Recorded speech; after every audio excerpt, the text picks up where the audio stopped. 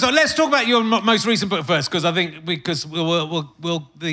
My Name Is Why is an absolutely incredible book, but let's talk a little lighter first. Yeah. It is a heavy book. But this is Let the Light Pour In. And what I'm quite interested about this book, well, you can explain what it is, but I sort of in comedic terms have done something similar in that I write a blog every single day. Oh yeah, you do. So of course. So tell us about. I write a 4-line poem every day that rhymes on the second and the fourth line. It's a quatrain. It's known as a quatrain. And I get up in the morning. It's a good time to get up. That's Kevin Turvey, isn't it? That's Kevin Turvey. That's Kevin Turvey. So anyway. So I get up in the morning. See, people don't see me like this. You know what I mean? Like, Lemn Sissay, the poet. You know. So I get up in the morning and I write a 4-line poem. Yeah. Rhymes on the second and the fourth line. And rhymes on the second and the fourth line, just to piss off the really literary people. I find a rhyme. I woke up one morning and I thought of this one. Batman, this is a literary one. Batman to the Batcave. Robin, what now? Batman, thwack, Robin, ow. Do you know what I mean? Yeah. It's the depth. It is. It's the depth. It's the depth. But I write them in the morning, on the day, and put them out. And so they're all out there on the interwebs. Thousands of them. Yeah. And most of them are crap. But I'm trying. And that's what a writer does, and that's what a comedian does. Yeah. You face every day the possibility that you might be crap in front of people. Yes. Right? And people don't get that often. They often think that to put something out on the internet is to show off, and it's not. It's to actually make yourself vulnerable to the idea that somebody's going to look at it and think, what the hell does he think? Why did he do that? These are the best ones. Yeah. Okay. So 250 of the best ones. And there's no title to any one poem, so it'll never be a poem on the underground. There's no... It's true. There's no title, and there's no content list. You can open it and close it, open it any way you want, and it still became a Sunday Times bestseller. It's Isn't that I couldn't have predicted that. You can't know. Sorry, Lem. I'll stop. No. I know what I'm doing. I'm railroading. No, you're allowed to railroad. Like, you're allowed to railroad. I think it's interesting.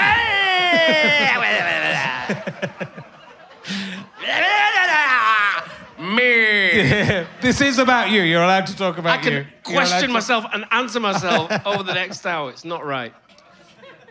I love the way you talked to yourself in the middle of that and said, Lem, come on, Lem. But no, well, look, it is similar. I've been writing a blog post every day for 22 years, right? So, and yeah, it's exactly the same thing. That it's just putting something out there. I did it for myself really as just as a warming up thing. You get better as a writer. Yes. Reading this, you kind of go, oh yeah, look, you could, that's what a brilliant thing for anyone to do. Anyone, right? Absolutely. To write a 4-line. There's 20 words in most of them. Yeah. Poems, got a rhyme, maybe if you don't have to, if you don't want to. Yeah. And you write that every day, and yeah, like you do 1,000 and 250 could go in a book, and people love it. And you dip into this, and you don't want to read. A lot of them are about the morning, and a lot of them are about the night meeting the day, and which is very interesting thematically anyway. But you don't want to sit down. I did sit down and read them all in a row. Don't do that. Put it by your bed or by the toilet, and then dip in. But there's this was my favourite one.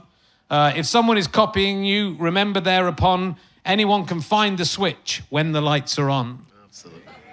Absolutely. So there's lots of wisdom, there's lots of beautiful imagery in there, and it is just, sometimes you'll find it, and sometimes you'll find something that might be an idea later on. Yes. I've really found with the writing, trying to be funny about the day.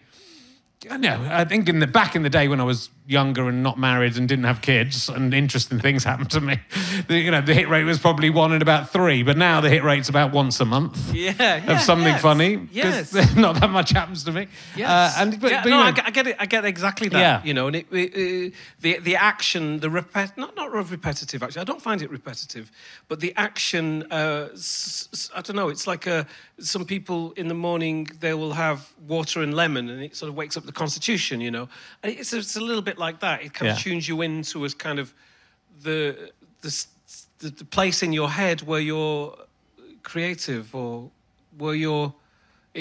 I'm dying here. I am just dying. But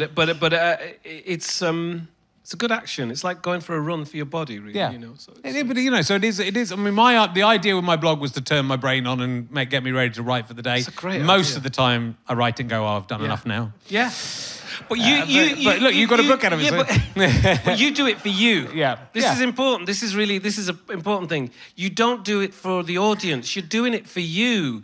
And I think that the audience quite often, the audience not as a singular person, but as a group, can assume as a group, can assume that you're doing it for them.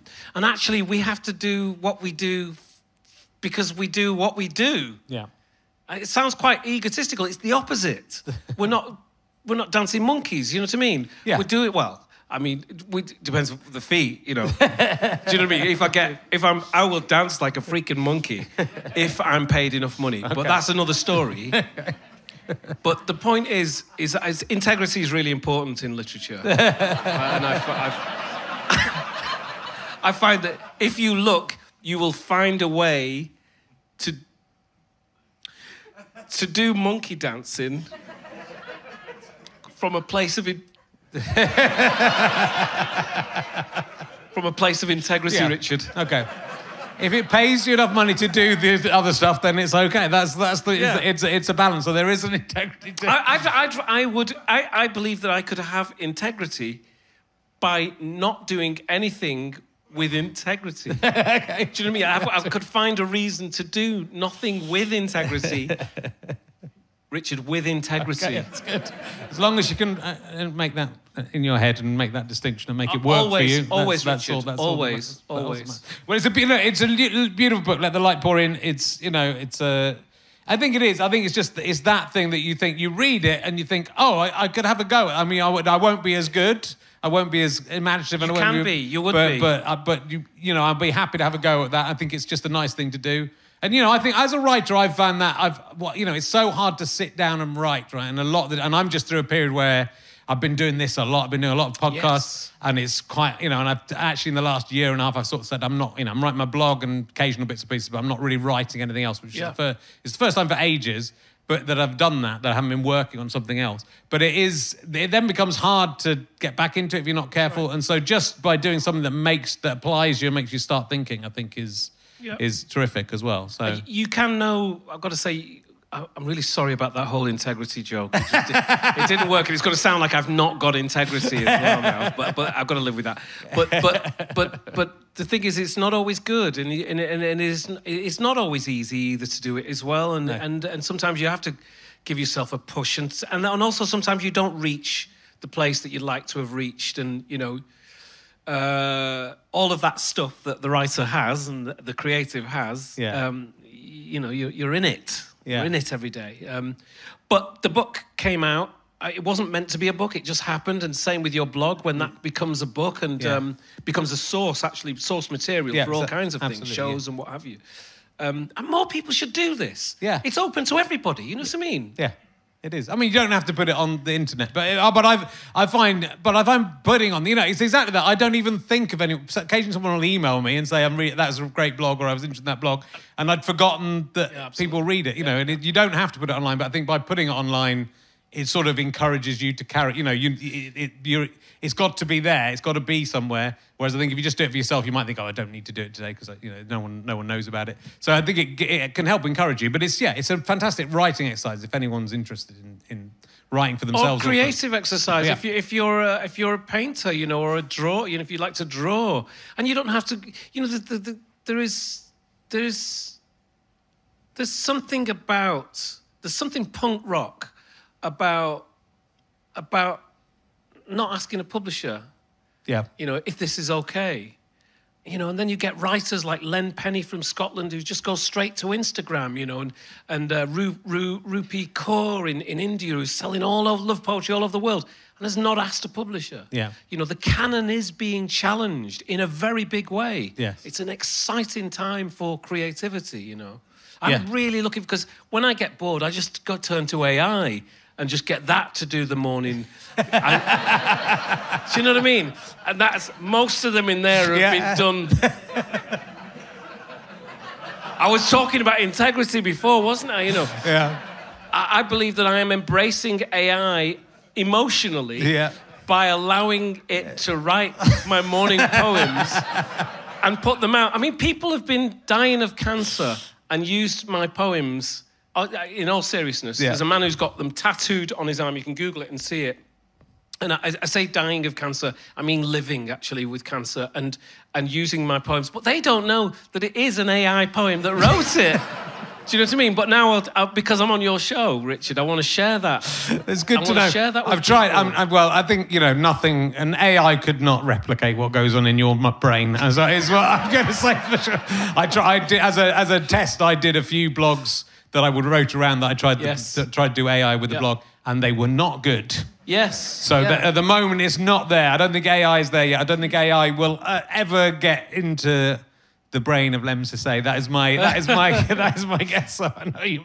I mean, you could get an AI, for example, in all seriousness, to describe as this vase of water that's in front of us, and then ascribe that, is that the right word, to it being a metaphor for something. Yes. And then you could read everything into the plain description as metaphor for whatever. You know, we're not a long way off AI being able to... Oh, I agree with that, because the weirder bits of AI are... You know, I think when you see a good writer, what's great about this book is again, it's a lot of the same themes, a lot of the same places, and you'll find a new way of describing something that there was something about. I can't remember the wind doing something with the water. I can't remember what it was. Can you remember that one? No, sorry. No, but the way the wind. I think the wind washing the water. Yes, and I just think that's such a beautiful image. That, you know, I think, again, AI might come up with that accidentally, but a human being can come up with it on purpose. But yeah, it is when it's sort of with comedy and with poetry. It's about coming at something from a different angle that is familiar and that people will understand, hopefully, but that is unique to you as well. So it's, you know, that's the beauty of creativity.